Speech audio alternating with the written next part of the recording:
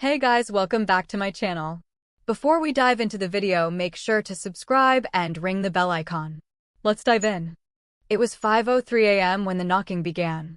Not frantic, not hesitant, measured. 3 knocks, a pause, then 3 more.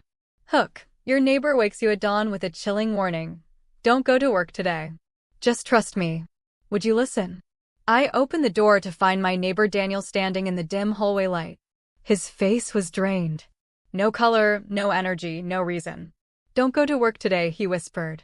Just trust me. I blinked, still half asleep, trying to force sense from his words. Why? He glanced over my shoulder as if someone might be watching. You'll understand by noon, he said, then turned and walked away.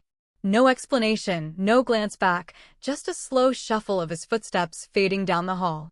I stood frozen, the air thick and heavy around me. By the time I closed the door, my decision had already been made. I wouldn't be going to work. When I returned to the bedroom, my wife stirred. Her eyes were half closed as she reached for me. You're not leaving yet, she murmured. Change of plans, I said. Her hand hesitated, then retreated under the blanket. I studied her in the soft morning light. Calm, too calm. Something felt off. When I made coffee, her phone buzzed on the counter. A message preview flashed briefly. You still good for 11? No name, no explanation, just a question and a number I didn't recognize. I told myself it was harmless. Work, a friend, anything. But Daniel's words echoed in my head. Don't go to work today. You'll understand by noon. I sipped the coffee. Bitter, burnt, stale. By 8 a.m., she said she had errands. By 8:15, she was gone. At 8:17, I followed. Hook. He stayed home and followed his wife. What he saw at that quiet motel changed everything forever. She didn't head toward the market as she claimed. She took the long road out of town, past thinning buildings and open fields, toward a quiet motel. Every turn she made was precise, familiar, rehearsed. I stayed 2 cars behind, heart steady, breath shallow. I had always imagined betrayal was loud. Arguments, shattered plates, raised voices, but it was quieter than I expected, softer, like a knife slicing through water. At a roadside diner, she pulled in. I parked across the street. By 9:02, a man in a gray jacket joined her. They didn't touch at first. They just stared, long, wordless, familiar. And when her hand finally reached for his, it was gentle, practiced.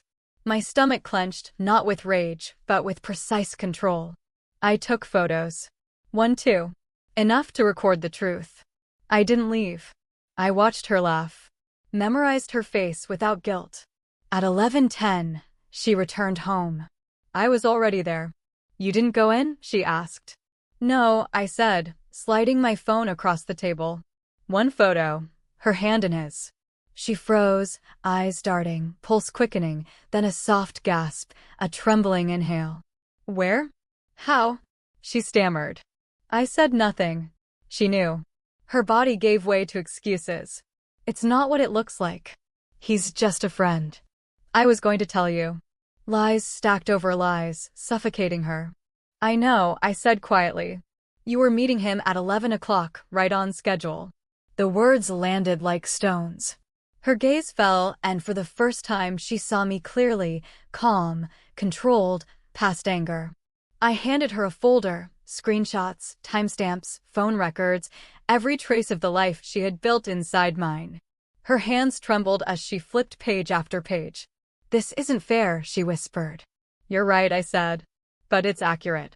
The last photo was the one I kept in my mind. Her laughing in the diner. She broke, a sound neither fully sobbed nor fully silent escaping her lips. I'm sorry, she managed. I nodded, and then I told her simply. Daniel warned me this morning, told me not to go to work. Said I'd understand by noon. Her eyes widened. He knew. I didn't answer. I just looked at her as if she were already fading. By noon, the house was quiet. She had packed a bag. The door closed softly behind her. I sat at the table where we used to have breakfast. The folder lay open, coffee untouched. Outside, the sun was harsh, relentless. I thought of Daniel, pale and warning, who didn't save me. He only prepared me. When I finally glanced at the clock, it was 12:01, exactly noon. For the first time in months, I felt nothing. No anger, no heartbreak, just an ending shaped like peace. I deleted her number. Every photo except one, the diner shot. Not as proof, but as a reminder. Love doesn't die. It rots quietly. And by the time you notice, it's already too late.